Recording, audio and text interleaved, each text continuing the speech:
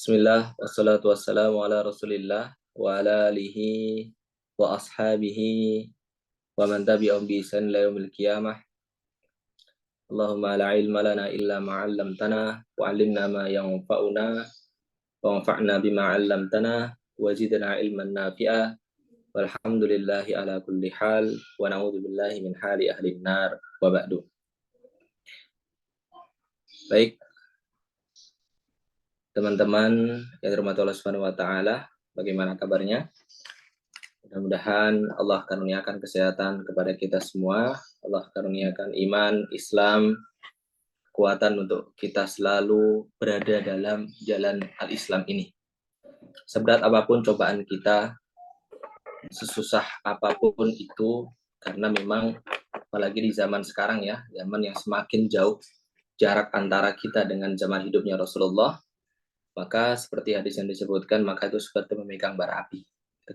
Akan banyak sekali hal-hal yang mungkin bertentangan dengan syariat yang terjadi di sekeliling kita, dan itu semua menjadi fitnah bagi kita. Itu semua menjadi cobaan bagi kita. Kenapa itu menjadi cobaan bagi kita? Karena Allah ingin benar-benar mengetahui hamba-hamba pilihan mana yang sampai akhir nanti Allah akan berikan hadiah. Allah layak untuk memberikan hadiah kepadanya berupa jannah. Baik teman-teman rahmatullahi subhanahu wa ta'ala, alhamdulillah kita bertemu lagi pada kajian tentang ngupas. Kalau ngupas ini adalah seri ngupas yang ke-6, dan untuk seri kajian ta'aruf preparation ini adalah seri yang kedua. Kemarin kita mengangkat tema tentang jaga Allah, jaga hati, jaga Allah. Untuk pertemuan pada pekan ini kita mengangkat tema tentang jaga sandang, pangan, dan mapan. Oke, sebelumnya kajian ngupas itu apa sih? Jadi teman-teman semuanya, ngupas itu adalah singkatan ya dari ngulik seputar Islam. Jadi kita akan fokus di sini adalah bahasan-bahasan tentang Islam. Kita mengadakan kajian berseri. Untuk seri yang pertama ini kita masih masuk kepada seri tentang pernikahan, rumah tangga. Makanya kemudian kajian-kajiannya pun berbentuk seputar ta'aruf atau nanti setelah ta'aruf. Kalau teman-teman ingin mengikuti kajian ini secara rutin tiap pekan, tidak mau ketinggalan, ya silahkan untuk bisa join di link bio ya. Link nanti akan ada di sana, akan diarahkan untuk masuk ke link WhatsApp, dan di sana akan ada info-info lebih lanjut berkaitan dengan kajian ini, resume atau yang lain sebagainya lagi. Boleh silahkan untuk diikuti ya teman-teman semuanya. Insya Allah kita akan mulai kajian kalau tidak ada perubahan itu sekitar jam 6:30 atau jam 7 kurang 15 atau jam 7 paling maksimal.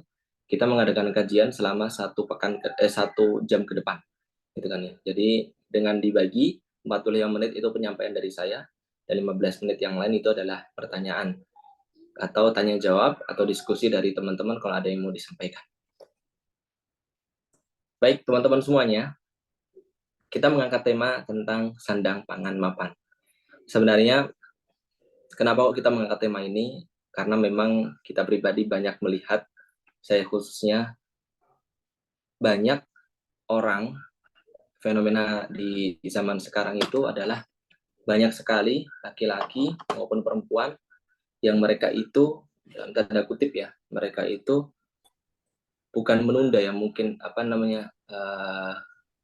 menjadikan tolok ukur finansial itu menjadi tolok ukur yang sangat penting dalam pernikahannya, gitu kan.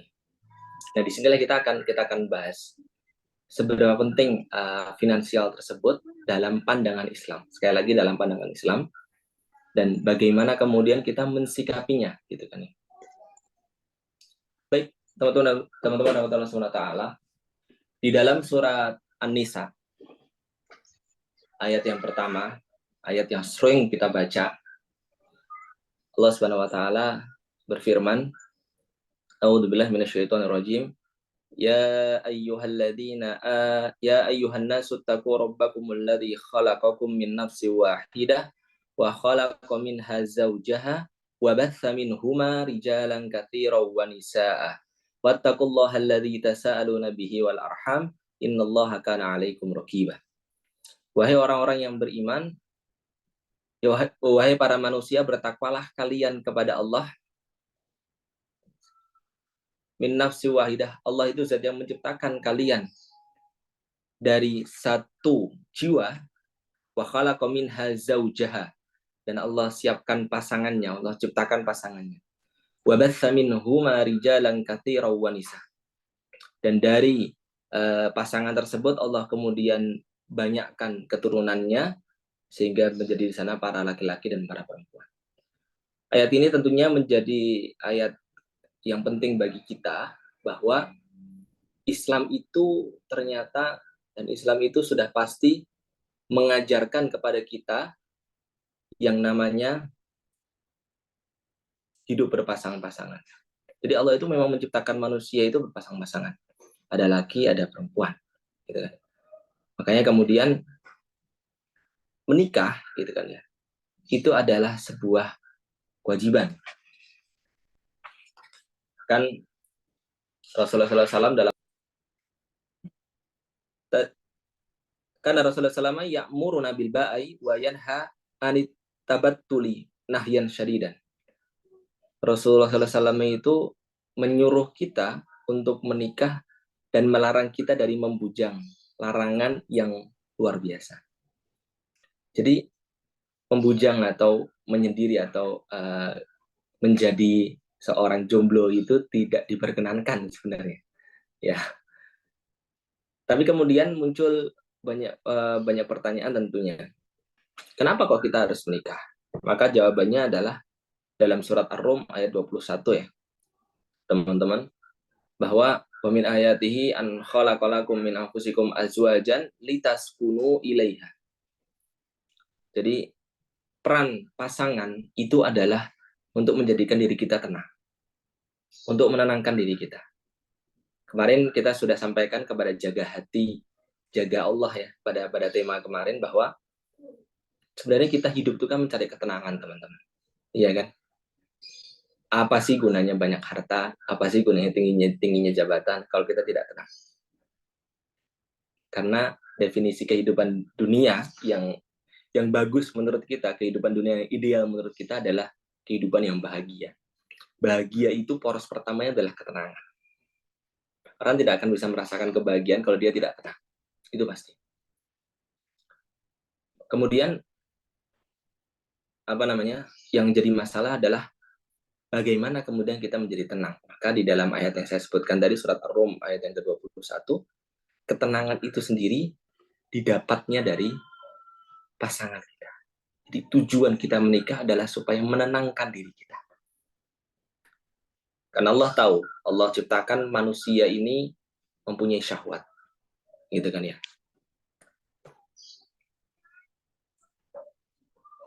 Maka kemudian syahwat itu pun harus dilampiaskan kepada yang halal. Makanya inilah alasan kenapa Allah melarang dari membujang. Karena membujang itu mempunyai banyak maldorot bagi kita, gitu kan ya. Di saat Allah menurunkan syahwat tersebut. Karena salah satu dari fitnah yang paling besar di muka bumi ini adalah fitnah lawan jenis, baik laki-laki maupun perempuan. Dalam surah At-Taubah dijelaskan hubus syahwati minan nisa'i wal banina wal qanatiril muqantarah. Yang pertama disebut apa? Hubus syahwat. Kecintaan kita terhadap syahwat kita terhadap dunia itu yang pertama apa? Perempuan. Atau kalau dia adalah seorang perempuan, maka yang pertama adalah laki-laki. Makanya karena banyaknya madharat dari menyendiri, maka kemudian Allah berikan perintah untuk menikah, dan Allah jadikan pernikahan itu pernikahan yang menenangkan. Baik, kemudian yang terjadi sekarang, saat seseorang ingin menikah, maka banyak kemudian laki-laki yang dia tidak mau menikah atau dia menunda pernikahannya karena alasan dia minder. Saya nggak bisa menafkahi, saya nggak bisa menikah karena modal saya nggak cukup. Atau dia karena mindernya dia ini kemudian dia tidak mau, gitu kan ya, Dia takut bahwa dia itu tidak bisa untuk mengurusi anak dan istrinya nanti kalau dia sudah menikah. Saya tuh nggak bisa kerja. Modal saya cukup nggak sih? Keuangan saya cukup nggak sih? Finansial saya cukup nggak sih? Itu fenomena sekarang. Makanya banyak kemudian laki-laki yang kalau menikah itu maju mundur gitu kan. Di kesempatan yang lain gitu kan ya. Banyak kemudian para perempuan yang juga tidak lekas untuk mendapatkan jodoh karena alasan-alasan yang sebenarnya mempersulit dirinya sendiri gitu. Kayak contohnya sering ya kita kemudian melihat syarat menjadi suami saya adalah paling enggak minimal gajinya 10 juta atau 20 juta atau 30 juta gitu kan. Ada nominal-nominal yang itu pada akhirnya membuat laki-laki gitu kan. Aduh, gaji saya 10 juta kurang 1 juta gitu. Gimana nih gitu. Pada akhirnya itu menjadi apa namanya halangan bagi laki-laki tersebut untuk datang kepada perempuan ini. Kemudian dengan alasan itu perempuannya langsung bilang, aduh laki-laki di dunia ini tidak ada gitu. Tidak ada laki-laki yang layak bagi saya gitu. Sebenarnya kita balik, bukan tidak ada laki-laki yang layak bagi Anda, tapi apa? Anda tidak melayakkan laki-laki yang datang kepada Anda gitu. Ya kan ya. Yang harus kita lakukan adalah kemudian di zaman sekarang, apalagi di zaman di mana perempuan itu lebih banyak daripada laki-laki, maka bagaimana menyikapi hal ini gitu.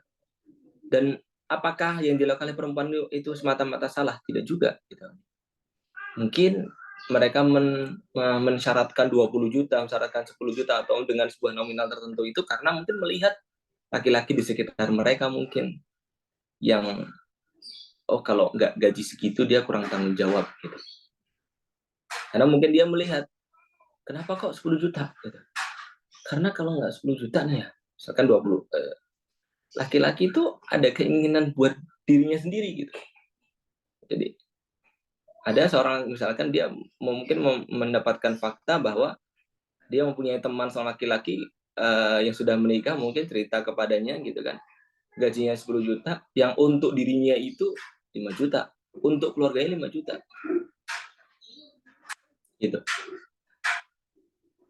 Untuk dirinya untuk apa? Untuk hal-hal yang tidak penting bagi dirinya, mungkin kayak misalkan apa, mohon maaf, hal-hal tidak penting ya, misalkan hal tidak primer, bukan berkaitan dengan makanan gitu kan ya. Itu dia dia diadakan sendiri gitu.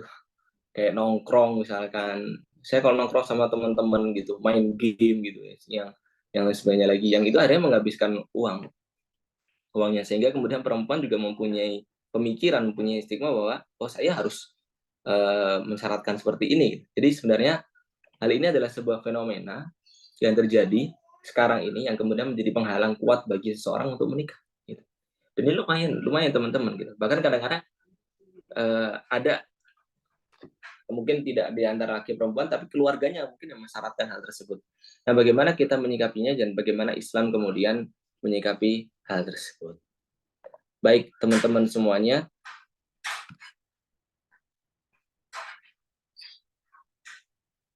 yang pertama yang harus kita jadikan sebuah pijakan adalah firman Allah Subhanahu wa taala dalam surat An-Nisa ayat 19 yang artinya, kemudian apabila kalian tidak menyukai mereka, maka bersabarlah. Sebab mungkin kalian tidak menyukai sesuatu padahal menurut Allah itu baik. Di sini ada ulama yang menerangkan di sini adalah sebuah penjelasan bagi seorang pasangan, baik itu suami maupun istri, untuk dia itu melihat namanya kita ingin mempunyai pasangan, baik itu suami maupun istri ya, itu pasti ada celahnya, pasti ada kekurangan. Tidak ada kemudian pasangan yang sempurna. Maka dalam Islam itu kita tidak diajarkan untuk melihat sisi buruk dari calon pasangan kita, termasuk dalam soal finansial. Gitu. Kita tidak diajarkan untuk melihat sisi buruk dari soal pasangan kita. Sisi buruk dalam artian apa?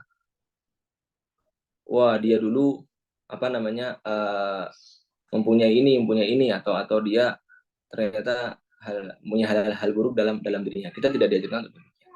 Ini bisa menjadi sebuah patokan bagi kita teman-teman bahwa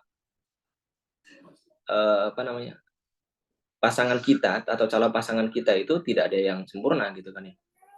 Kalau kita cari yang ibaratnya idealnya itu harus sesuai dengan Islam. Nah, idealnya sesuai dengan Islam bagaimana? Nanti kita akan sampaikan juga berkaitan dengan finansial ini. Baik. Kemudian selanjutnya kita masuk kepada definisi dari pasangan yang mapan itu seperti apa sih? Ini penting ya. Sering di antara kita kemudian menanyakan, gitu kan? Saya ingin mempunyai pasangan yang mapan. Gitu kan? Kemudian dia bertanya-tanya, pasangan yang mapan menurut Islam itu bagaimana? Mungkin saya di sini akan mengklasifikasikan teman-teman pasangan yang mapan itu berdasarkan dua hal. Yang pertama adalah pasangan yang sudah mempunyai persiapan untuk dirinya sendiri, dan pasangan yang dia sudah mempersiapkan untuk muamalah dia kepada orang lain. Untuk persiapan kepada dirinya sendiri, mungkin kita bisa bagi-bagi lagi menjadi beberapa hal. Yang pertama adalah dia mempunyai niat yang tulus saat dia, punya niat yang ikhlas saat dia kemudian ingin melangkah kepada jenjang pernikahan. Makanya yang harus kita lakukan sebagai seorang pasangan adalah, sebagai seorang yang mempersiapkan pernikahan adalah, ya kita harus punya niat yang tulus. Kenapa saya menikah? Atas dasar apa? Karena Allah memerintahkan saya. Karena saya merasa bahwa saya akan terfitnah kalau saya tidak menikah. Gitu kan ya. Karena saya sudah saatnya untuk menikah. Sudah saatnya itu bagaimana? Gitu kan ya. Sudah sesuai dengan kriteria Allah Subhanahu wa taala. Jadi niatnya itu dikembalikan kepada pernikahan saya ini adalah sebagai wujud ketundukan saya kepada Allah Subhanahu wa taala. Sebagai wujud niat saya untuk mendapatkan ridhonya Allah Subhanahu wa taala. Gitu kan ya.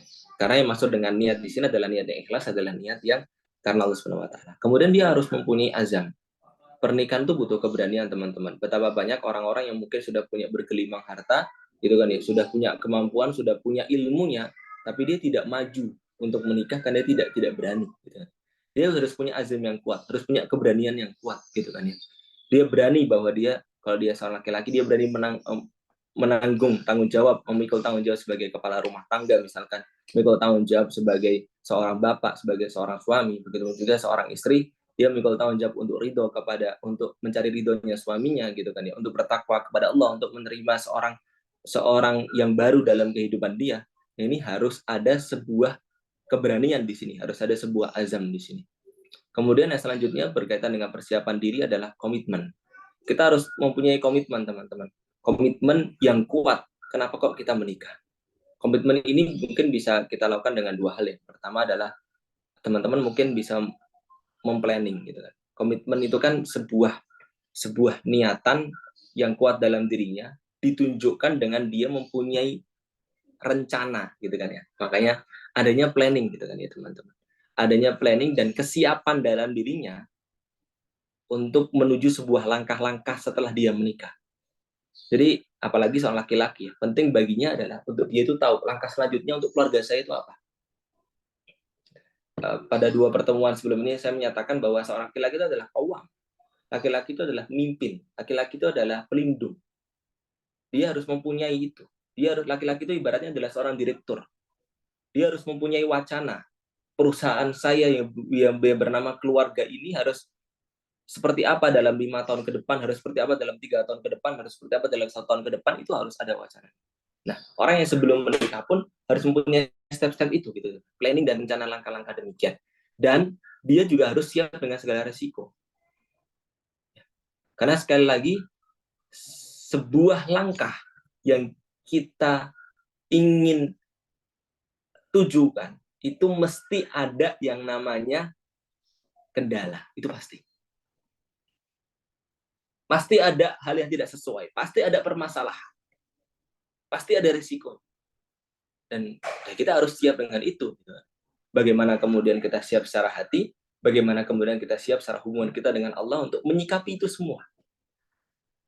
Jadi teman-teman. Jadi yang pertama tadi niat, yang kedua azam, yang ketiga komitmen, yang terakhir adalah amanah. Teman-teman semua, kita menikah itu adalah bukan semata-mata karena usaha kita. Yang tadi niat, azam, komitmen itu kan usaha kita. tapi kita menikah itu karena campur tangan Allah Subhanahu wa taala. Jodoh kita sudah sering mendengar jodoh kita itu ditentukan oleh Allah Subhanahu wa taala. Hanya kita untuk berikhtiar. Nah, ikhtiarnya adalah dengan kita beramal. Apa kaitannya dengan ikhtiar dengan beramal? Dalam surat Al-Maidah Allah taala sebutkan ya alladzina amanu taqullaha wa bataghu ilaihil wasilata wa jahidu fi sabilihi la'allakum tuflihun. Orang-orang yang beriman, bertakwalah kalian kepada Allah dan carilah perantara-perantara setiap keinginan baik kita. Jadi kalau kita punya keinginan baik, kita punya hajat baik dalam hidup kita harus punya perantaranya supaya hajat kita ini diberikan oleh Allah dengan pemberian yang terbaik dari Allah Subhanahu wa taala. Hajat kita apa? Menikah.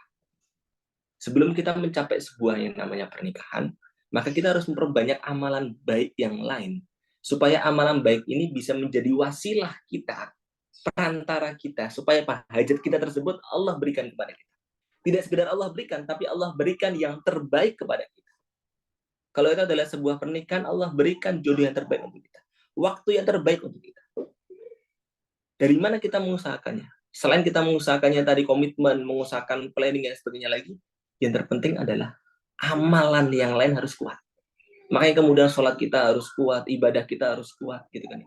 Bukan karena ibadah kita niatnya bukan karena untuk nikah, bukan. Karena untuk mendekat kepada Allah karena menikah kita ini karena untuk mendekat kepada Allah. Gitu ya teman-teman. Makanya silahkan memperbaiki dirinya dengan banyak-banyak beribadah, perbaiki dirinya dengan banyak-banyak beramal, gitu kan ya. Makanya kemudian kalau teman-teman perhatikan dalam hadis yang sangat masyhur bagi kita, man istata'a minkumul ba'ah falyatazawwaj, barang siapa yang dia itu sudah mampu untuk mampu untuk menikah, maka silakan untuk menikah, gitu. Maka barang siapa yang belum mampu silakan untuk puasa. Itu kan menunjukkan bahwa menikah itu adalah sebuah ibadah. Sebuah ibadah itu akan kita bisa kita dapatkan kalau kita dengan ibadah-ibadah yang lain sudah kita perbaiki. Gitu kan. Makanya silahkan perbaiki sholatnya, silahkan perbaiki zikirnya, silahkan membaca Al-Qur'annya, silahkan perbaiki sholat malamnya, silahkan memperbaiki hafalannya, silahkan perbaiki keilmuan Islamnya, gitu kan ya.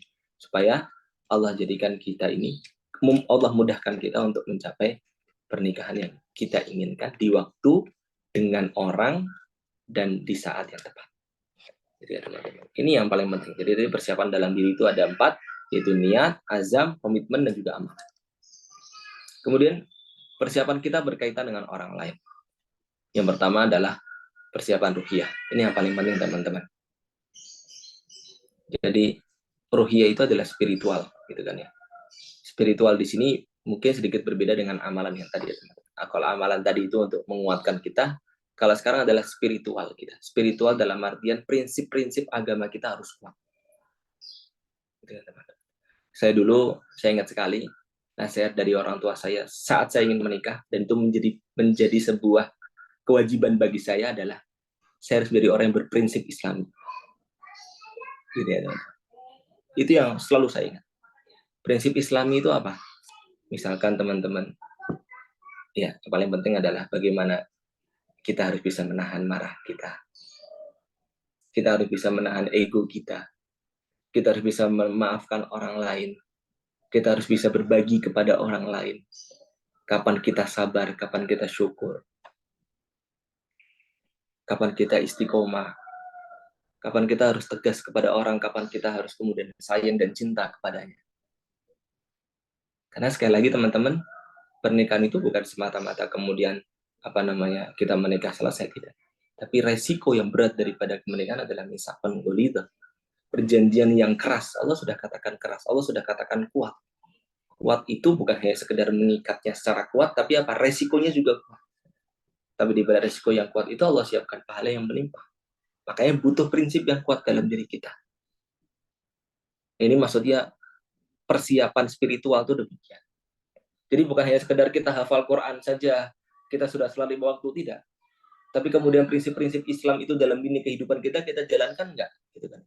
Sia-sia kalau kemudian seorang itu sholat, tapi ternyata dia tidak bersyukur kepada Allah. Diberikan cobaan sedikit, dia kemudian langsung kembali kepada keburukan. Kasihan nanti kalau dia sudah menikah. Bagaimana kemudian dia dengan suami, dengan istrinya. Saat istrinya kemudian, namanya suami istri teman-teman, kadang ada saat di mana istrinya itu kemudian membantahnya atau kemudian tidak sesuai dengan ekspektasi dia kembalinya kepada hal yang buruk, melampiaskannya kepada hal yang buruk, kan kasihan keluarganya. Begitu juga dengan seorang istri sebaliknya, saat melihat suaminya itu tidak sesuai dengan ekspektasi dia, banyak kecewaan kepada suaminya, dia lampiaskan kepada yang buruk, selingkuh, kemudian kemaksiatan demi kemaksiatan, pergi ke klub malam yang lain sebagainya lagi. Itu semua terjadi karena apa? Karena prinsipnya tidak kuat. Itu kan hanya sekedar prinsip syukur dan sabar kan. Bagaimana kemudian kita mendapatkan suami yang seperti itu, istri yang seperti itu, di satu kondisi yang seperti ini, kita harus sabar. Kita harus bersyukur mengingat kebaikan-kebaikan dia. Oh, itu mungkin hanya sekedar satu dari banyak kekurangan dia, dari banyak kebaikan. Tidak ada masalah dia mempunyai satu kekurangan, tapi banyak kebaikan yang lain. Sehingga kemudian dia malah saat istrinya mengecewakan, ya malah dia semakin cinta kepadanya. Saat suaminya mengecewakannya, dia semakin sayang kepadanya. Karena apa? Karena prinsip dasar ruhiyahnya spiritual itu sudah kuat. Dan ini harus ada dalam diri kita, teman-teman. Dan kemudian yang kedua adalah persiapan ilmu. Sekali lagi teman-teman, orang yang berilmu itu derajatnya berbeda di hadapan Allah Subhanahu wa taala. Allah Subhanahu wa taala menyebutkan dalam surat yang kita semua sudah hafal, yarfa'illahu alladziina aamanu minkum walladzina utul ilma darajat. Allah, orang beriman itu Allah naikkan derajatnya. Orang berilmu itu setingkat, beberapa tingkat di atas orang yang beriman. Jadi dalam setiap lini kehidupan kita harus tahu ilmunya. Kenapa kok saya menikah? Atas dasar apa saya menikah? Dan pernikahan saya ini pernikahan yang seperti apa? Rumah tangga saya rumah tangga yang bagaimana? Kepada siapakah saya harus menikah? Kemudian bagaimana cara saya menerus anak-anak saya? Bagaimana cara saya berkarir setelah saya pernikahan? Ini semua ada ilmunya. Dan ilmu itu yang harus ada, yang harus kita kuatkan. Kemudian selanjutnya adalah persiapan fisik kita. Jangan persiapan fisik ini yang kadang-kadang kita lupa, teman-teman.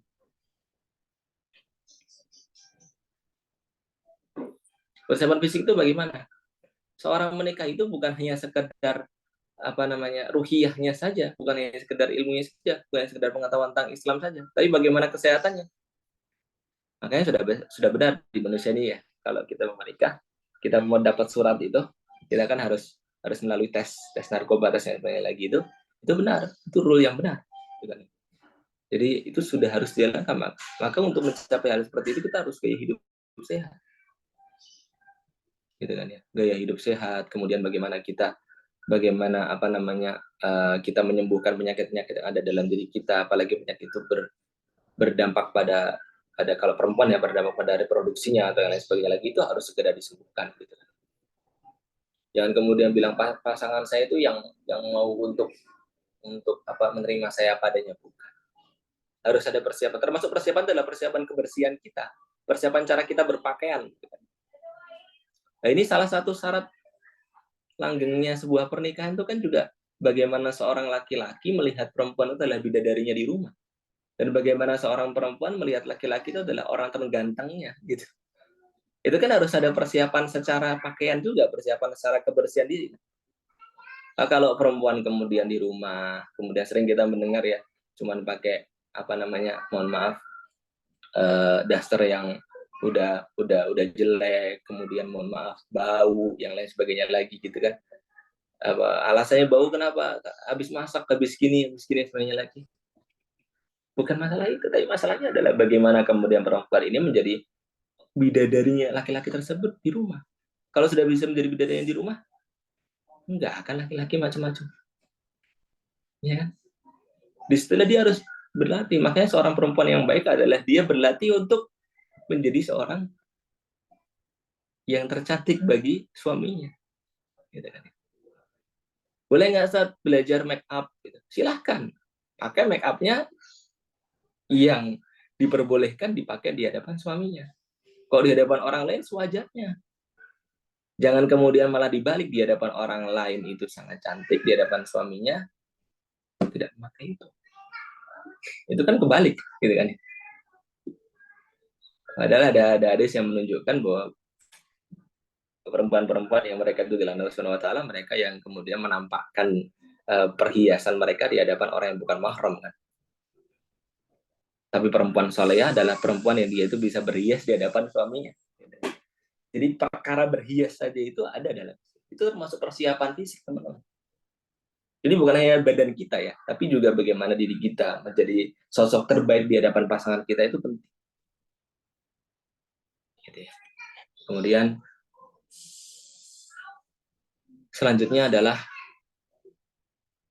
orang dikatakan mapan. Kriteria seorang pasangan yang mapan yang terakhir adalah dia itu siap untuk bersosialisasi.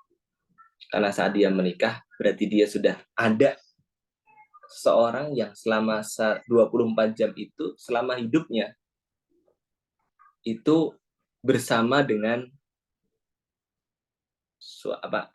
bersama dengan dia, gitu kan ya. Tentunya dia harus siap menerima orang tersebut. Saat sifatnya beda saat laki-laki dengan perempuan.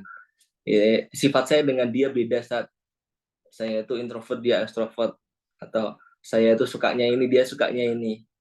Gitu kan ya. Nah, perkara itu semua kembali kepada perkara yang awal tadi, komitmen kita untuk menikah ya itu resikonya gitu kan ya. Dan itu tidak menunjukkan kemudian pasangan kita jelek lagi, dan kita harus egois, kita menurunkan egoisme kita dalam hal yang demikian gitu kan. Bagaimana kemudian kita berdamai dengan pasangan kita, itu bersosial kan. Hidup bersosial itu kan bisa memahami latar belakang orang yang berbeda-beda. Nah, kita harus siap gitu kan. Makanya orang yang menikah itu harus berani membuka diri untuk kemudian dia bersosialisasi. Jangan kemudian dia di rumah aja kemudian. Habis itu dia taunya dia di rumah belajar, habis belajar dia bisa pintar gitu kan ya. Habis itu dia kuliah, selesai kuliah dia juga demikian, kerjanya dia juga langsung jadi bos di perusahaan orang tuanya atau dia bisnis sendiri yang dia ibaratnya selalu menjadi yang di atas gitu kan ya. Kemudian dia menerima seorang suami, menerima seorang istri gitu kan ya. Orang yang siap untuk mengkritik dia, orang yang tidak sempurna di mata dia tentunya, yang dia harus bersama dia selama 1x24 jam. Kalau dia tidak terbiasa dengan hal itu, waduh, berat baginya. Maka ini pentingnya dia belajar untuk sosialisasi. Sosialisasi itu adalah tahapan kita untuk memahami. Memahami bahwa setiap orang itu diberikan oleh Allah karakter, sifat, kepribadian yang berbeda-beda. Disitulah kita kemudian harus memahami bahwa setiap orang itu ada kelebihan dan setiap orang itu ada kekurangan. Saat kita melihat kelebihan orang lain, itu menjadi penyemangat bagi kita untuk bisa sepertinya dalam hal yang baik. Saat kita melihat kekurangan orang lain, itu menjadi introspeksi bagi kita bahwa oh, saya juga punya kekurangan. Kekurangan dia seperti itu, kekurangan saya seperti ini. Bukan untuk kemudian kita menjudge dia, kemudian kita untuk merendahkan dia, atau kita mengkritik dia dengan habis-habisan. Nah, itu harus dikuatkan. Ini persiapan untuk menjadi seorang yang mapan gitu kan. Ini yang paling penting teman-teman. Dan kemudian kalau itu kan persiapannya. Sekarang parameternya. Parameter mapan. Yang dimaksud definisi dari mapan secara Islam itu bagaimana sih? Kalau tadi kan kriteria pasangan yang mapan, sekarang ada parameter kemapanan itu bagaimana? Teman-teman, sebenarnya hadisnya itu, saya mengutip hadis yang sangat sering kita baca, yang tadi sempat saya baca juga. Hadis dari Abdullah bin Mas'ud yang sabda Rasulullah SAW yang berbunyi, ya masyarakat syabab man istata'a minkumul ba'a falyatazawwaj fa innahu aghaddu lil basari wa ahsanu lil farji wa man lam yastati fa alaihi bisyami fa inna lahu wijaun. Wahai para pemuda, barang siapa di antara kalian yang mampu untuk menikah, maka segeralah untuk menikah. Nah, kemampuan atau ba'ah di sini apa? Kemudian jadi masalah. Ini parameternya. Sekali lagi, ini menurut Islam ya. Menurut Islam. Jadi setelah kita melihat beberapa literatur, kita sampai kepada kesimpulan bahwa jumhur ulama itu menyepakati, jumhur ulama berarti ulama itu bersepakat paling minimal batas seseorang dikatakan mampu untuk menikah, batas seseorang dikatakan dia itu mapan versi Islam, gitu kan ya. Paling minimal nih, itu adalah dia sudah tahu syarat, rukun, tata cara bagaimana dia berjima. Jadi kemampuan secara biologis. Itu yang paling minimal. Nah, apakah itu saja? Nah, kemudian kita kembali. Kemudian setelah itu, jumhur ulama juga menyepakatin satu hal yang wajib adalah dia punya mahar. Dan setahu saya, literatur yang saya baca, dua ini yang paling banyak ulama menyatakan. Punya ilmu tentang bagaimana dia berjima sebagainya lagi. Kemudian yang kedua adalah dia punya mahar. Hanya itu, Ustaz. Oke, kita kembali kepada ceritanya para sahabat. Teman-teman pernah mendengar ceritanya pernikahan Ali dengan Fatimah kan ya? Di pertemuan awal-awal itu, pertemuan 1, pertemuan 2, saya pernah menyampaikan pernikahan Ali dan Fatimah. Saat itu Ali itu orang yang tidak punya apa-apa. Tidak punya apa-apa.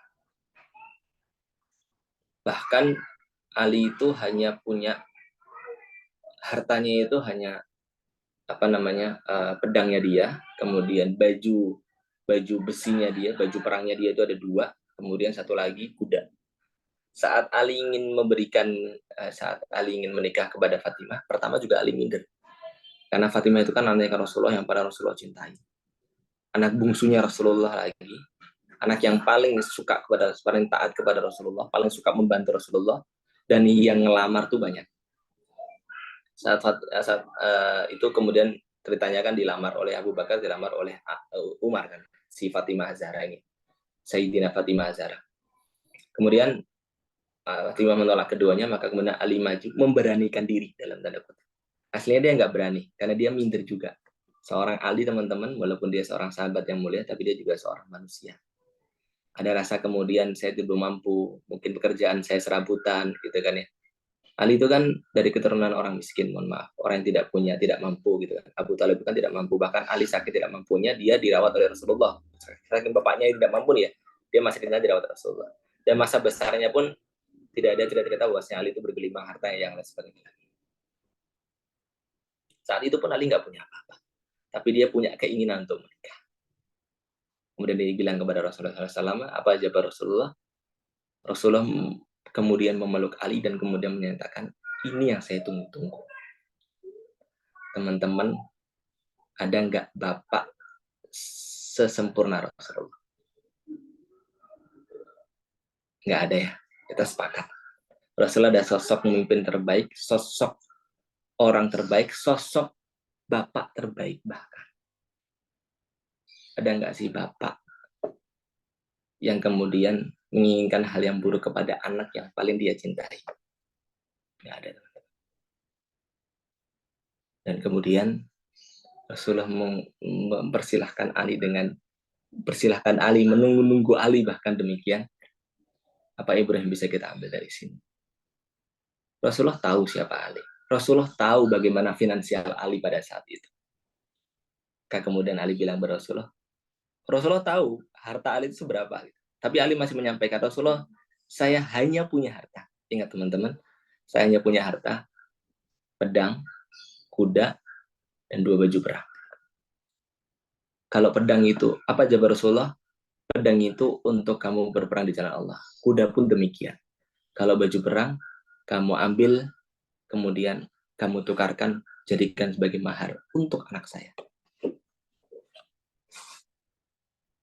Jadikan sebagai mahar untuk anak saya. Selesai. Dan seorang Fatimah menerima itu.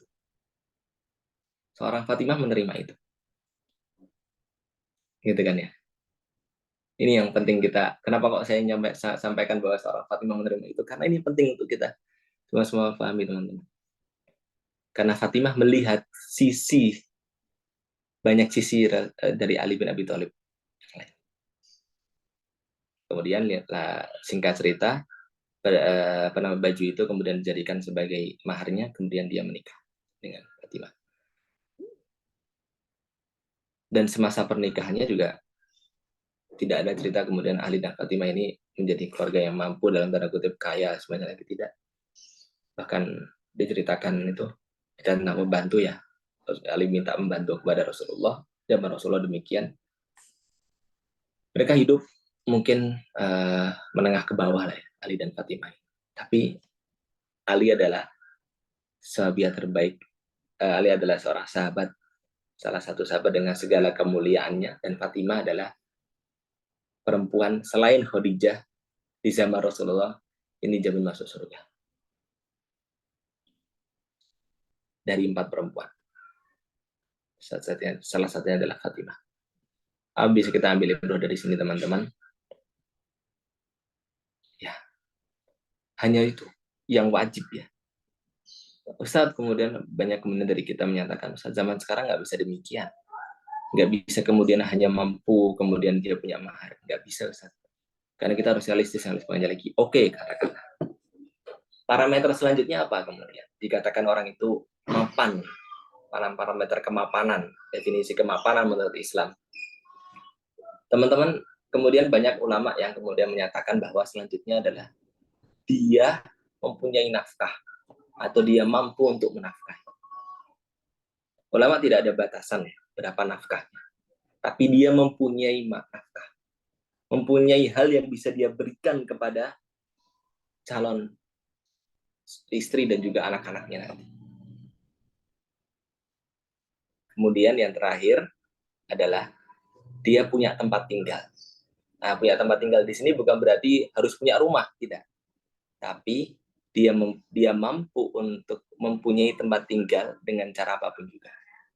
Jadi dia bisa memberikan nafkah. Nafkah ini bukan nafkah untuk tempat tinggal ya teman-teman. Nafkah itu adalah untuk kebutuhan sehari-hari. Yang namanya nafkah itu kebutuhan sehari-hari. Gitu kan ya. Namanya nafkah itu kebutuhan sehari-hari.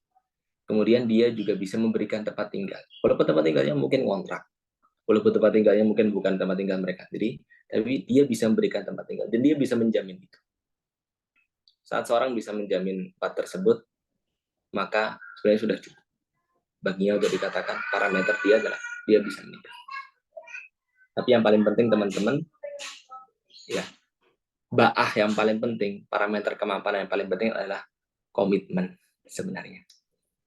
Kenapa kok saya katakan komitmen ini sangat penting? Karena komitmen seorang suami, seorang laki-laki sebagai seorang suami, dan komitmen seorang perempuan sebagai seorang istri itu adalah yang paling penting dalam pernikahan. Dikatakan orang mapan itu sebenarnya adalah komitmennya. Ini teman-teman, tadi katakanlah dia bisa berjima, dia bisa mahar, itu adalah sebuah kewajiban lah ya.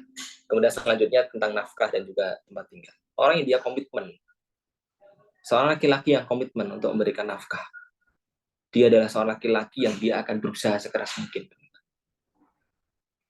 Mungkin dia tidak banyak yang bisa dia berikan, tapi dia akan berusaha, dan itu semua akan dia berikan untuk keluarganya. Ingat, untuk keluarganya, bukan untuk kebutuhan dia. Dan dia berusaha untuk bagaimana meminimalisir kebutuhan dia, kemudian dia memberikan kepada keluarganya sebagai wujud tanggung jawab. Dan orang yang bertanggung jawab, dia akan memberikan yang terbaik untuk keluarga.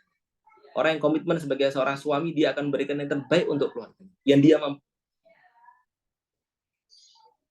Misalkan nafkahnya sekarang mampunya adalah segini, kemudian saat dia bisa mendapatkan kenaikan, maka dia akan berikan kenaikan itu kepada keluarganya. Dan seorang yang komitmen, dia akan menjaga dengan benar apa arti seorang suami. Bagaimana dia kemudian harus bermuamalah kepada lawan jenis. Bagaimana dia kemudian harus memberikan waktu. Ya, kadang-kadang orang punya banyak harta tapi nggak punya waktu. Kemudian banyak terjadi seorang anak kemudian dia tidak mempunyai waktu dengan bapaknya. Dia punya figur dengan bapaknya. Bapaknya alasannya sibuk keluar, entah urusan ini, urusan itu, dan sebagainya lagi. Pada akhirnya anak itu tidak tahu figur bapaknya. Ini yang bahaya. Itu komitmen. Seorang suami yang berkomitmen menjadi suami yang baik, Dia bukan hanya sekedar bersibukkan di luar, tapi dia akan berikan waktu untuk keluarganya. Dan saat dia dengan keluarganya, dia akan fokus dengan keluarganya. Dia fokus dengan anak-anaknya, dia fokus dengan istrinya. Dia berikan kebahagiaan dengan istrinya. Kemudian, dia akan merencanakan perencanaan-perencanaan yang baik untuk keluarga. Itu salah satu. Begitupun juga ada seorang istri yang baik. Seorang istri yang baik adalah seorang istri bisa dikatakan dia itu mapan adalah saat dia komitmen sebagai istri yang baik untuk suaminya. Dia menjadi pendamping setia bagi suaminya. Dia menjadi pengingat bagi suaminya. Dan dia menjadi orang yang patuh kepada suaminya. Itu adalah seorang istri yang baik. Dan dia menjadi seorang yang baik untuk anak-anak. Dan untuk harta suaminya. Kadang-kadang ada seorang istri sudah tahu keuangan suaminya misalkan 5 juta. Gitu kan. Dia pengen, wah saya pengen makan ini, makan ini, makan ini. Ya itu pada akhirnya over budget. Terus setelahnya dia minta kepada suaminya lagi. Saat suaminya tidak memberikan kepadanya, dia maki-maki suaminya, dia menggerutu kepada suaminya, dia melaknat suaminya. Nah, kalau sudah masuk dalam urusan laknat, urusan maki-maki yang dahsyat, itu malah bahaya. Seburuk-buruk wanita adalah wanita yang melaknat suaminya. Seburuk wanita adalah wanita yang tidak mau patuh kepada suami. Nah ini harus. Jadi yang paling penting dari persiapan sebenarnya adalah komitmen sekali lagi. Karena dari komitmen itu finansial dan sebagainya lagi akan ikut. Kadang-kadang orang-orang banyak kemudian bilang secara finansial, saat saya kepingin, saya kalau menikah itu syaratnya adalah saya harus punya bisnis ini. Saya kalau menikah itu saya syaratnya harus di perusahaan, jabatan saya harus seperti ini. Kalau saya menikah itu syarat saya adalah itu laki-lakinya. Perempuannya juga sama. Mensyaratkan saya harus punya suami yang seperti ini, sebagainya lagi. Pada akhirnya susah dia sendiri cari. Mau cari di mana ya seperti itu. Kalaupun toh dapat ya seperti itu, katakanlah dia jabatannya tinggi. Dia komitmen nggak sebagai seorang suami? Kalau dia harta banyak, itu malah bahaya. Gitu kan? Kalau dia nggak terlalu komitmen. Dia nikah dengan Anda, seorang perempuan, saat Anda menjadi seorang istri, kemudian dia mempunyai istri yang lain, betapa banyak sekarang ada demikian. Gitu kan ya, punya istri yang lain. Padahal kita tidak bisa ngapa-ngapain. Kenapa kita tidak bisa ngapain ya? Duh, saya nggak tahu nih. Gitu. Jadi harta yang banyak itu tidak hanya sekedar. Baik teman-teman semuanya, kemudian saya ingin menguatkan dengan sebuah hadis. Hadis ini mungkin sering kita lihat dan mungkin sering kita dengar juga. Yang bunyi hadisnya adalah jika datang kepada kalian seorang laki-laki yang kalian ridhoi agama dan akhlaknya, maka nikahkanlah dia. Jika tidak, maka akan ada fitnah yang besar dari kerusakan di muka bumi ini. Jadi sebenarnya finansial yang terpenting bagi seorang laki-laki adalah finansial leher ke atas. Ya, finansial leher ke atas itu apa? Finansial ilmu, ya, finansial akhlak, gitu kan ya. Bagaimana dia mempunyai keilmuan yang bagus, bagaimana dia mempunyai akhlak yang baik, bagaimana dia bisa mempunyai agama yang bagus, itu adalah yang terbaik. Kemapanan seorang itu terdilai dari agamanya. Saat dia sudah sesuai dengan agama, dia akan bisa menjadi financial planner terbaik. Itu pasti. Jika seorang hamba, ada hadis yang lain menyebutkan, jika seorang hamba sudah menikah, sungguh ia telah menyempurnakan separuh agamanya, dan hendaklah dia bertakwa kepada Allah separuh yang lain. Menikah itu enak, teman-teman. Menikah itu berarti kita sudah menyempurnakan setengah agama kita. Setengah agama yang lain tinggal ketakwaan kita kepada Allah setelah kita menikah. Makanya untuk menjadi pribadi yang bertakwa, mendapatkan ketakwaan kepada Allah dalam masa dia menikah, ya tadi hadisnya di atasnya. Dia harus mencari pasangan yang baik secara akhlak dan juga secara agama. Kalau dia sudah mapan akhlak dan agamanya, insya Allah halal yang lain itu juga akan mengikutinya. Dan ad-dinu yusrun. Fala tu'assiru kalau dalam hadisnya. Au kama qala. Agama itu mudah, teman-teman. Termasuk pernikahan. Pernikahan ini kan sebuah ibadah. Ibadah itu mesti ada kemudahan. Makanya tadi saya sampaikan, batasan seorang dikatakan mapan menurut Islam itu cuman dia punya ilmu tentang berjima, kemudian dia punya mahar. Itu batas. Itu kan sangat mudah sekali sebenarnya. Tapi kemudian atasnya lagi silahkan. Tapi itu sangat mudah yang di bawah itu. Untuk mencapai itu sangat mudah karena agama itu sebenarnya mudah. Dan sebuah ibadah kita ini mudah, teman-teman. Sholat. Teman-teman sholat tidak mampu sholat secara berdiri, ada sholat duduk. Tidak mampu sholat duduk, ada sholat untuk berbaring. Tidak mampu sholat berbaring, ada sholat dengan isyarat dan lain sebagainya lagi. Sholat pun masih dalam sholat. Kita tidak berwudu saat bersalat, kita ada tayamum. Setiap agama itu pasti ada rusaknya, pasti ada kemudahannya. Rusak itu kan sebuah kemudahan. Begitu juga dengan menikah. Prinsip pernikahan itu mudah. Makanya dalam ajaran Islam pun para sahabat itu menikah dengan mudah. Mudah dalam artian tidak mempersulit segala hal. Gitu ya teman-teman. Kemudian bagaimana sih? Mungkin di antara kita ada kekhawatiran. Dan ini wajar teman-teman. Kemudian bagaimana Ustaz kalau ternyata kita sudah menikah tapi qadarullah karena saya cari pasangan yang dalam tanda kutip secara finansial seadanya, qadarullah Ustaz dia nggak bisa untuk memberikan kehidupan layak sebagaimana orang tua memberikan kelayakan kehidupan kepada saya. Itu kan sering jadi omongan kan ya. Wah, saya setelah menikah itu lebih enak saya dengan orang tua gitu. Teman-teman, di dalam surat Nuh, Allah Subhanahu wa taala berfirman, A'udzubillahi minasyaitonirrajim. Wa anistaghfiru rabbakum innahu kana ghaffara.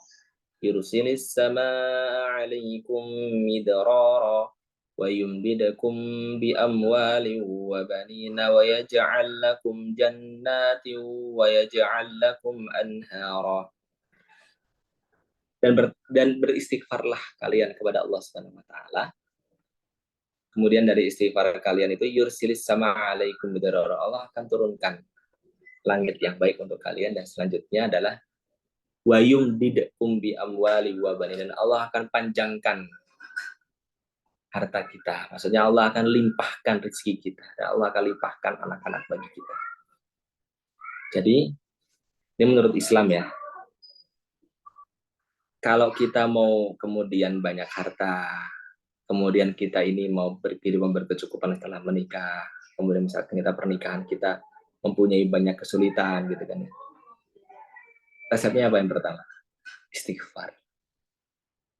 Saat kita istighfar, saat kita banyak mengingat Allah, saat kita banyak minta ampun kepada Allah gitu kan, insya Allah Allah akan lancarkan rezeki kita. Yang berfirman bukan saya, berkata bukan saya, tapi Allah Subhanahu wa taala dalam surat yang saya baca tadi.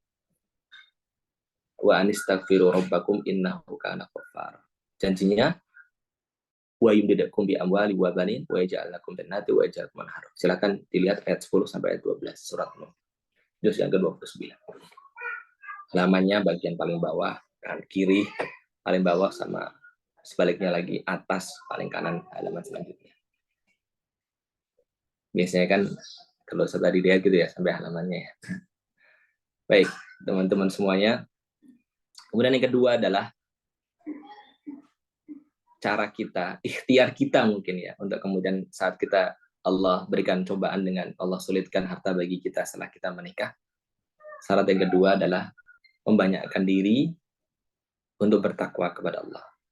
Ini dengan apa? Membanyakkan ibadah dan menjauhkan diri kita dari kemaksiatan. Karena Allah Ta'ala berjanji dalam surat At-Talaq, ayat yang kedua, kita semua sudah menghafalnya. Wa may yattaqillaha yaj'al lahu makhraja wa yarzuqhu min haitsu la yahtasib. Orang yang bertakwa kepada Allah, maka niscaya permasalahannya itu akan dimudahkan, termasuk masalah rezeki kita. Wa yarzuqhu min haitsu la yahtasib. Ini ketakwaan tingkat tinggi. Ketakwaan tingkat tinggi adalah dia yakin Allah akan berikan rezeki dari arah yang tidak dia sangka-sangka. Min haitsu la yahtasib. Allah dia tidak menyangkanya, dia tidak menghitung arah tersebut, dia tidak memprediksi arah tersebut, tapi Allah akan berikan. Dan itu terjadi teman-teman kepada banyak orang gitu ya, kepada banyak orang berkaitan dengan pernikahan. Sudah terlalu banyak mungkin cerita-cerita dari mungkin kita dengar atau mungkin saya dengar, teman-teman dengar gitu kan ya, atau kita persaksikan sendiri dengan mata kepala kita bagaimana banyak orang mendapatkan rizki dari Allah saat dia disulitkan. Dan tidak menjamin teman-teman, tidak menjamin sekali lagi orang-orang yang sebelum kita menikah dengannya itu secara finansial bagus, setelah menikah kemudian finansial juga masih bagus. Tidak menjamin. Tidak menjamin. Gitu kan. Ada banyak orang kemudian, ada banyak cerita. Saya juga punya cerita yang sangat luar biasa. Seorang yang sebelum menikah finansialnya luar biasa. Anak orang kaya, anak seorang berbisnis dengan berbagai macam pabrik yang dia miliki. Setelah menikah, qadarullah, anak tersebut, ya, pabrik perusahaan tersebut, tempat-tempat tersebut kemudian dibangkrutkan oleh Allah. Gitu kan. Itu juga ada contohnya. Jadi tidak bisa menjamin hal tersebut. Yang bisa menjamin apa? Komitmen kita tadi. Yang bisa menjamin kita mendapatkan pasangan yang mapan itu apa? Tadi, semangat untuk mengusahakan hal terbaik untuk keluarganya, berupa nafkah yang lain sebagainya. Kemudian tips perencanaan finansial. Kalau berbicara tentang perencanaan, maka fokus kita kepada hal mana yang harus didahulukan, hal mana yang harus dilaksanakan terlebih dahulu, harus dipikirkan terlebih dahulu, baru kemudian hal mana yang kemudian harus bisa dikurangi, bisa diakhirkan, bisa ditabung, ya kan? Itu kan perencanaan finansial kan demikian. Maka tipsnya saya nggak banyak-banyak teman-teman, hanya 3. Yang pertama adalah prosesnya harus baik. Proses kita mendapatkan rezeki kita itu harus baik. Baik itu ada 2, halal dan bermanfaat. Jadi mari kita cari rezeki yang halal. Cari seorang calon suami yang rezekinya halal, yang pekerjaannya halal, yang cara dia bekerja juga dengan baik. Cara dia cari nafkah juga dengan cari nafkah. Mungkin pekerjaannya itu halal mungkin, tapi caranya nggak baik, nipu. Banyak seperti itu teman-teman. Dengan dalih yang penting dagangan saya terjual, yang penting bisnis saya laku, dia menipu. Menipu apa? Menipu itu bisa diartikan dengan dia mengatakan hal yang lebih daripada hal yang bisa dia lakukan. Nah, itu hati-hati. Kemudian yang kedua adalah mendahulukan yang penting menurut Islam. Jadi perencanaan finansial terbaik adalah mendahulukan yang penting menurut Islam. Jadi saat kita punya harta itu yang kita dahulukan pertama adalah apa? Zakatnya. Jangan mau kemana harta ini, tapi zakatnya dulu. Setelah zakatnya, sedekahnya. Kemudian setelahnya apa? Bayar utangnya. Nah, ini bisa dibalik teman-teman. Bayar utangnya dulu yang paling utama. Bayar utang dulu kalau kita punya utang. Kemudian zakat kita. Kemudian sedekah kita. Bayar utang itu penting. Kalau kita punya utang itu sesegera mungkin dibayarkan teman-teman. Karena utang inilah yang nanti di akhirat itu akan menjadi pengganjal kita untuk sampai ke surga. Orang mau ke surga masih ada utangnya, dia nempel tuh di tempat yang menyebabkan dia tidak masuk ke dalam surga. Naudzubillah min syarri dzalik.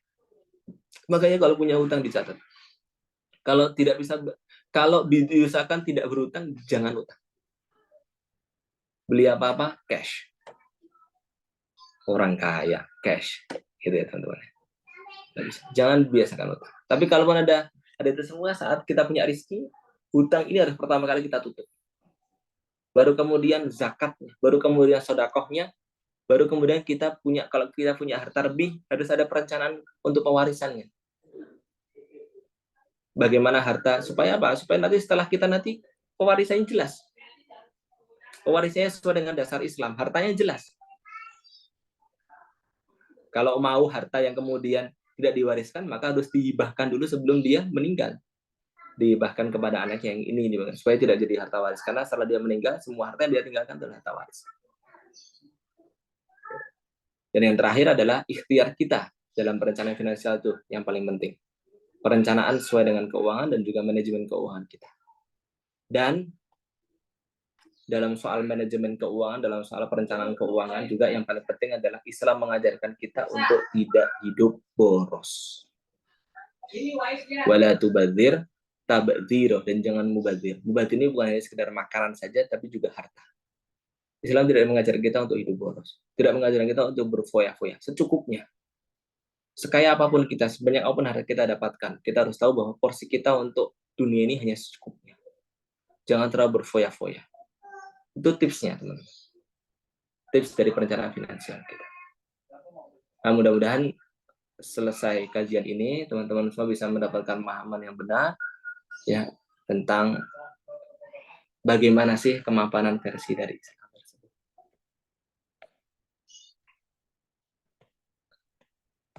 Dan mudah-mudahan harapan saya finansial itu bisa kita sesuaikan dengan Islam tadi, teman-teman. Jangan sampai kemudian finansial menjadi halangan, karena alasan finansial menjadi halangan kita untuk tidak menikah dan sebagainya. Barakallahu li wa lakum bil Qur'anil Karim. Baik, itu cukup yang bisa saya sampaikan. Selanjutnya kalau ada yang mau ditanyakan, saya persilahkan.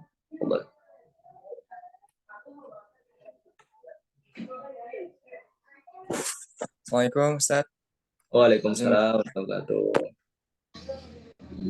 wabarakatuh. Ya, yang ingin pertama nih pengen menyampaikan ini episode kali ini alhamdulillah ya sangat bermanfaat, sangat relate ya sama kondisi kita, situasi kita. Jadi tadi lumayan tersentuh juga tuh mendengar cerita-cerita sahabat seperti ceritanya Ali tadi. Itu tersentuh juga. Ingat gimana perjuangannya, alhamdulillah ini sudah menikah. Terus kalau yang ingin Ane sampaikan dan juga tanyakan itu yang pertama, Ane ingin menambahkan aja sih, bukan pendapat sih, maksudnya yang Ane tahu tuh ada salah satu, Ane lupa sebenarnya ini mungkin nanti bisa ditambahkan lagi sama Ustadz biar lebih jelas. Sahabat atau ulama tabiin gitu ya, yang dia pernah menyampaikan bahwa ketika dia merasakan dia kurang ada ketidakpuasan dengan istrinya, atau misalnya ketika istrinya membatahnya gitu, itu yang pertama kali dilihat justru ke dalam dirinya sendiri. Jadi ketika ada suatu hal yang membuatnya dia tidak suka gitu terhadap suatu perbuatan istrinya, itu dia langsung melihatnya ke dalam dirinya sendiri. Jadi seperti kontradiktif gitu. Bukan ketika istrinya melakukan suatu kesalahan, dia justru melihatnya ke dalam dirinya sendiri. Mungkin dianya yang kurang beramal solehnya kurang, atau hal-hal yang kekurangan dirinya yang justru itu yang dia rasa sebagai penyebab istrinya itu menjadi kurang sesuatunya itu. Jadi ini menurut saya sangat penting juga ya. Jadi ketika ada suatu kesalahan, kita yang pertama kali dilakukan ya, contoh dari ulama tersebut, melihat ke dalam dirinya lagi, justru jadi introspeksi, kemudian baru tuh membenarkan dirinya dulu, kemudian baru membenarkan pasangannya. Itu yang pengen saya tambahkan, semoga juga ada manfaatnya buat yang lain. Nanti bisa ditambahin lagi Ustaz biar lebih jelas. Kemudian yang kedua, ada ulama yang pernah Anda tahu, ini juga nanti bisa ditambahin lagi ya Ustaz biar lebih jelas lagi. Kalau nggak salah Imam Nawawi yaitu tidak menikah saat itu bagaimana kalau dalam pandangan Ustaz, apakah memang ini mungkin tidak relate untuk semua kita ya, mungkin kalau itu kan wajib untuk semua kebanyakan orang gitu ya, tapi kalau untuk seperti Imam Nawawi yang kita tahu itu produktivitasnya sebagai ulama gitu kan, penulis buku masyhur yang sampai sekarang kita gunakan itu, sehingga dia merasa, kalau yang aneh tangkap ya, merasa tidak bisa memenuhi hak keluarga. Nah ini mungkin bisa dibahas, mungkin ada hikmahnya untuk kita, walaupun mungkin ya kita nggak bisa menjadikan itu sebagai alasan kita karena ya kita nggak seproduktif Imam Nawawi. Ya Ustaz, tafadhol silakan. Ya, amin. Baik, saya izin untuk menjawab. Ya tadi yang pertama ya berkaitan dengan salah satu cara benar yang disampaikan oleh Akhira tadi, bahwa salah satu cara untuk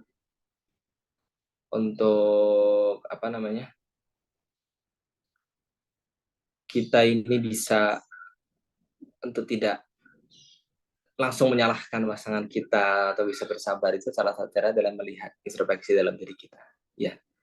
Karena ini sebenarnya bukan cuma dengan pasangan ya, tapi kita bisa aplikasikan dengan yang lain lagi, bahwa memang tadi makanya saya tadi sampaikan, kita melihat kekurangan kita. Kita melihat kekurangan kita bahwa mungkin saya bisa melakukan hal itu di kemudian hari. Itu bisa dilakukan. Yang kedua, mungkin ini karena kesalahan saya, mungkin sholat saya kurang benar, mungkin ibadah saya juga kurang benar, gitu kan. Sehingga Allah ingatkan melalui istri saya. Gitu. Inilah pentingnya kita mengambil hikmah. Jadi mengambil hikmah itu mengambil pelajaran. Setiap hal itu kita kaitkan dengan Islam. Tadi benar sebagai oleh Fajar gitu kan. Apa namanya? Setiap hal itu kita kaitkan dengan Islam. Karena pada saat itu yang ada, walaupun ini sebuah cobaan ya, tapi kita malah jadi semakin bersyukur. Kita bersyukur karena kita diingatkan Allah Subhanahu wa taala. Bersyukur diingatkan oleh Allah itu kita harus bersyukur. Iya. Diberikan cobaan itu harus bersyukur. Ada seorang tabiin, ada seorang sahabat gitu kan ya. Dia bercanda dengan, bukan bercanda ya, dia mengeluh dengan sahabat yang lain. Keluhannya apa? Kok saya nggak diuji ya? Lucu dia. Dia pengen diuji. Gitu. Dia pengen diberikan cobaan. Kemudian dia menyampaikan ayat hasiban nas ayyutraku ayyaqulu amanna wa hum la yuftanun. Saya takut kalau Allah itu lupa dengan saya. Saya takut kalau Allah itu tidak mengkategorikan saya sebagai orang yang beriman sekarang. Karena itu saya nggak diuji. Karena syarat orang beriman adalah diuji. Makanya saat kemudian ada hal yang buruk dari pasangan kita mungkin kepada kita, kelakuan yang mengecewakan, kita kembali lagi introspeksi gitu kan. Oh, ini jangan-jangan ujian gitu. Ujian supaya apa? Supaya kita mengingat Allah Subhanahu wa taala. Karena sebab kita. Itu ya mungkin ya. Barakallahu fikum, syukron. Terus kemudian yang kedua, Imam Nawawi tadi ya memang banyak yang menyampaikan Imam Nawawi itu nggak menikah yang lain sebagainya lagi. Pertama teman-teman, Imam Nawawi itu tidak menikah bukan tanpa alasan, gitu kan ya. Yang pertama adalah beliau ingin fokus kepada memberikan kebermanfaatan kepada umat. Dan itu beliau tunjukkan dengan benar-benar, teman-teman. Nih ya, saya sampaikan ya, Imam Nawawi itu kesehariannya kayak gimana. Ini wujudnya ya, wujud dia itu benar-benar memberikan waktunya untuk umatnya, misalnya untuk manusia. Jadi Imam Nawawi itu umurnya hanya 45 tahun. Selama 45 tahun ini, yang dilakukan oleh Imam Nawawi itu adalah beliau itu menulis beberapa ratus bahkan kitab, yang sampai sekarang kitab-kitab itu dipakai oleh kita, termasuk Riyadhus Shalihin. Tahu Riyadhus Shalihin itu adalah kitab yang paling laris setelah Al-Quran. Jadi kalau mau kita klasifikasi Al-Quran kan mesti laris ya, semua orang mesti baca Quran. Kedua, Riyadhus Shalihin. Siapa yang ngarang? Imam Nawawi. Kita semua ada hafal Arba'in Nawawiyah. Karangannya siapa? Imam Nawawi. Bahkan saya pernah di perpustakaan kami dulu di pondok pesantren ada kitab namanya Majmu' Syarhul Muhadzab. Ini kalau orang pesantren tahu kitab ini. Fikih Syafi'i. Syarah dari kitab Muhadzab. Itu yang ngarang Nawawi, teman-teman. Tebelnya luar biasa. 20 jilid lebih. 27 atau 29 kalau nggak salah.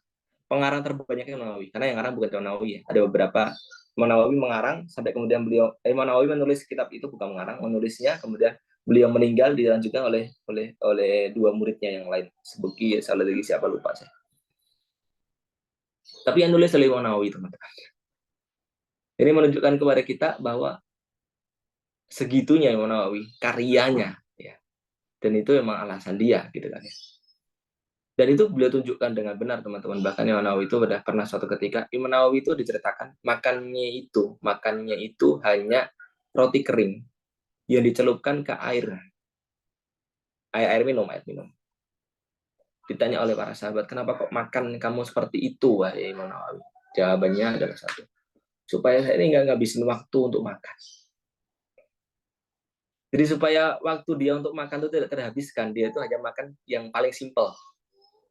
Roti, kalau roti masukin itu kan gampang, tinggal beli roti nggak masukin, makan.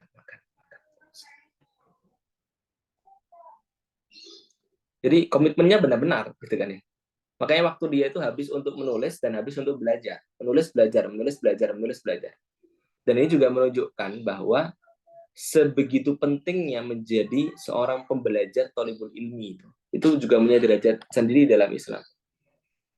Makanya sampai Menawi kemudian mengambil kesimpulan bahwa saya boleh thalibul ilmi dengan komitmen untuk memberikan bermanfaat kepada Islam untuk kemudian tidak juga termasuk karena umur ya, karena beliau meninggal di usia yang muda 45 tahun. Itu mungkin mudah-mudahan bisa menjawab ya teman-teman semuanya. Jadi tidak, kalau kantum mau menerima Nawawi ya susah. Susahnya gimana? Emang antum bisa setiap hari cuma nulis, belajar, makan aja sampai makan yang paling simpel. Nah, kita kadang makan aja harus keluar kan ya. Makan harus cari makanan yang ini ya.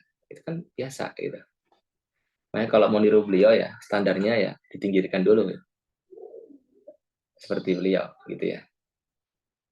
Baik, ada lagi yang mau ditanyakan? Kalau tidak ada, saya akan menjawab pertanyaan dari TikTok sini. Ada yang mau tanyakan dulu dari teman-teman yang lain ada di sini? Tidak ada?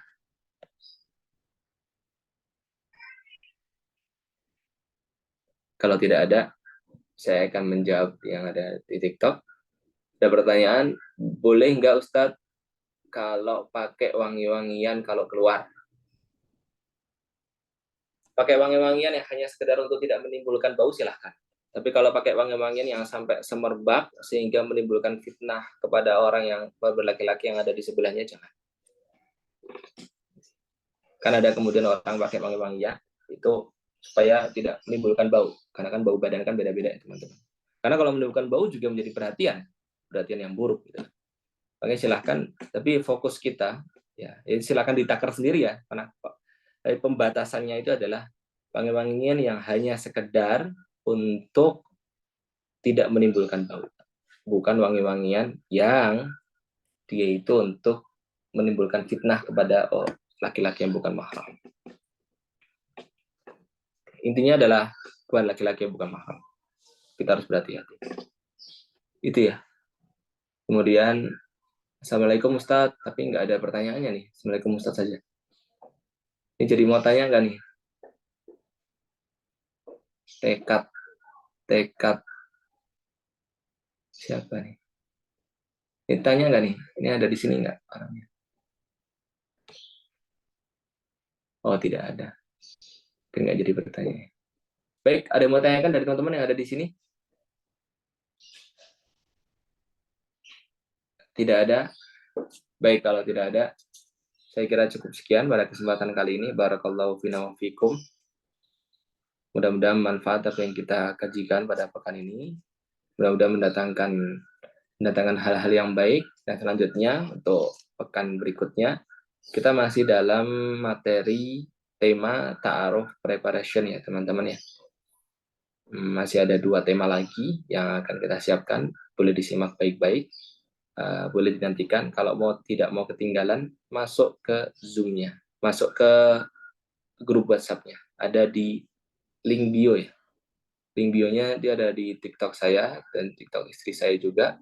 Ada juga di Instagram saya dan Instagram istri saya juga. Baik. Barakallahu fikum. Kita tutup sama-sama kegiatan kali ini dengan kita berdoa kepada Allah. Semoga Allah memberikan keberkahan pada majelis kita. Allahumma barik lana fi ilmina, wa barik lana fi rizkina, wa barik lana fi umurina ad-dunya wal akhirah. Allahumma rabbana hab lana min azwajina wa dhurriyyatina qurrata a'yun waj'alna lil muttaqina imama. Rabbana atina fid dunya hasanah wa fil akhirati hasanah wa qina adzabannar. Subhana rabbika rabbil izzati amma yasifun. Wassalamualaikum warahmatullahi wabarakatuh. Terus sama-sama dengan membaca alhamdulillah alamin. Kita istighfar 3 kali, astagfirullahaladzim, astagfirullahaladzim, berikut dengan doa kafatul majelis. Subhanakallahumma wa bihamdika, nasyhadu an la ilaha illa anta, nastaghfiruka wa natubu ilaik. Akhirul kalam, saya ucapkan assalamualaikum warahmatullahi wabarakatuh.